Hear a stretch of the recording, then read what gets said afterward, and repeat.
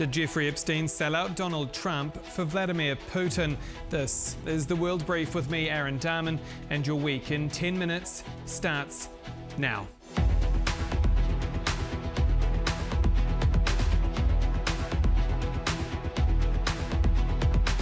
A growing number of commentators and experts assume that it is highly probable that this was a premeditated operation by the Russian KGB. This so-called honey trap, a sweet bait, a trap set for the elites of the Western world, primarily the United States.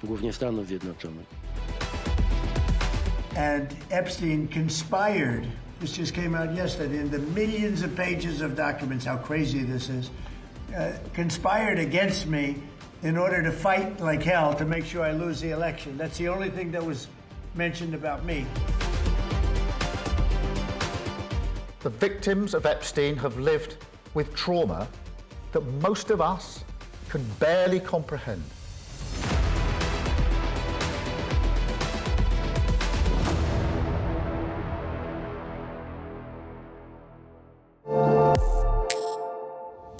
And here to brief us tonight is our correspondent John Todd, who's been covering the European fallout from the Epstein files. So good evening, John. How did Trump, Epstein and Putin all end up in the same sentence? I mean, spell out Epstein's links with Russia for me.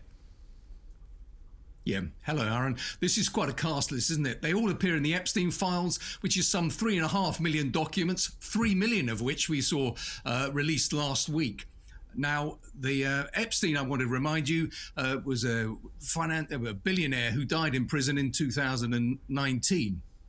Convicted sex offender who operated an international influence network that involved European royals, former European heads of state and government, and also key figures from the world of finance. Now, Trump's association with Epstein's been known about for quite some time. The Putin angle was something we didn't know too much about. But here, Putin's mentioned 1,000 times in these documents, and it appears that Epstein sought to meet Putin on a number of occasions, including one 2014 potential meeting that was cancelled, and he was also looking to contact Sergei Lavrov, Russia's foreign minister, to provide information to him. Well, we heard Polish Prime Minister Donald Tusk there talking about an explicit connection, John, between Epstein and Russian intelligence. Is there a suggestion that the convicted sex offender could also have been a foreign agent? Potentially. This is what this investigation's about.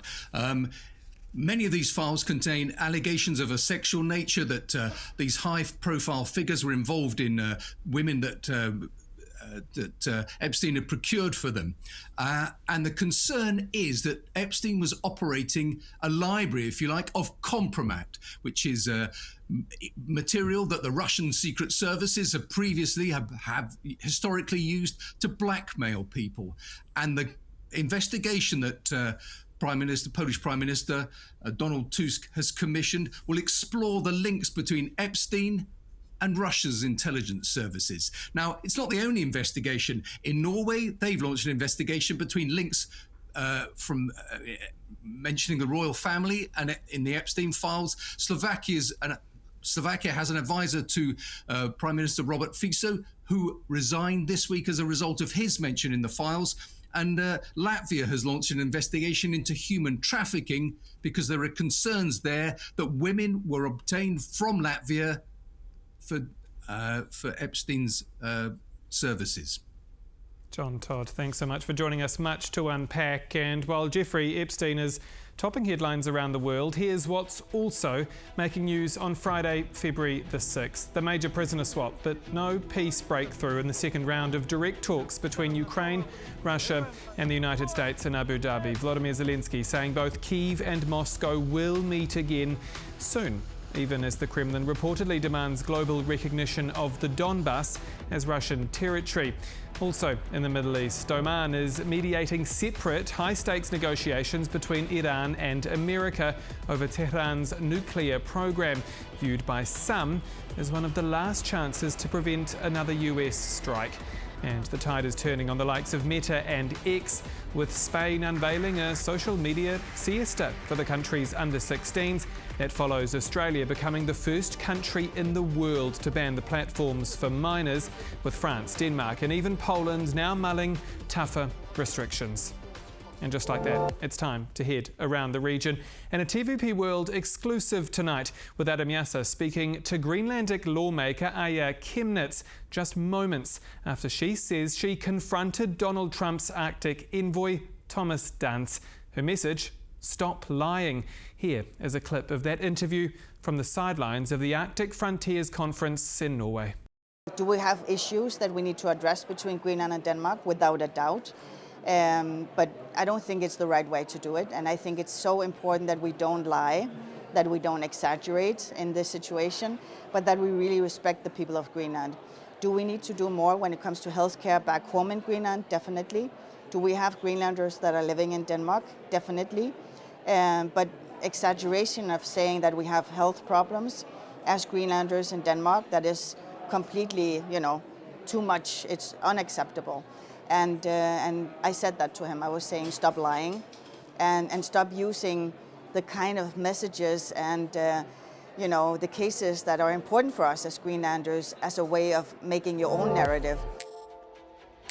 Of course, the question of European security is also keenly felt along NATO's eastern flank, from warnings of a Russian attack before the end of the decade to President Trump targeting domination of the Western Hemisphere. I sat down in this exact studio with Lieutenant General Piotr Błaszczak, a strategic advisor to the chief of the Polish General Staff earlier this week, and I asked him, is Poland ready to fight without Washington? This is what he told me. I guess it is a question of trust right now, right?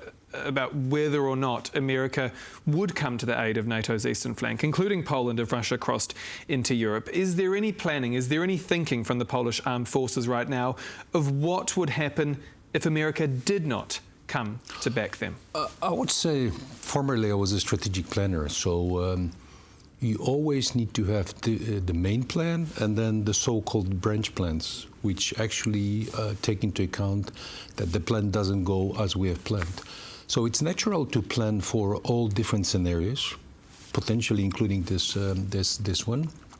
But I'm a strong believer that the U.S., first of all, will not leave us for the moment. Yes, they will be downsizing the physical presence of the boots on the ground, but still the critical capabilities will be here and will be available to us.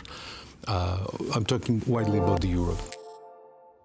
Beyond the headlines, Milan is opening its doors to the world as the 2026 Winter Olympics get underway. Look at this, already trending online. The Olympic torch has arrived at the city's iconic Piazza del Duomo after travelling through all 110 Italian provinces. A long road to opening day. But it's not all fun and games. Hundreds of protesters have taken to the streets to demonstrate against the presence of US immigration agents in Italy amid the global fallout of ICE's aggressive deportation push in America and killing of 2 US citizens in Minnesota. And they've done bad things that I don't approve of and we don't approve of, and we don't want them here. Even just for the Olympics, we don't want them here in general because they're awful people and we hate awful people. Also coming up next week, the Munich Security Conference. Now, that might sound like a talking shop of politicians, but this is the meeting for transatlantic security. We're talking more than 1,000 people taking part. About 60 of those are heads of state and government. I was there last year as US Vice President J.D. Vance blasted European leaders over free speech while rolling out support for the continent's far-right and anti-immigration forces. It was an extraordinary moment just a month after Donald Trump had returned to the White House. Well, this time around, the specifics of America's delegation remain unclear. There are some reports that J.D. Vance will not return to Munich, but the words Ukraine, Greenland, the Middle East, and that name, Donald Trump, will certainly be on the lips of those in Bavaria. So watch this space. And that is the World Brief. I'm Aaron Dahmen. You can follow us on YouTube and wherever you get your news. Next week, you guessed it, we'll be coming direct from Munich with a special edition of the show. Until then, goodbye for now.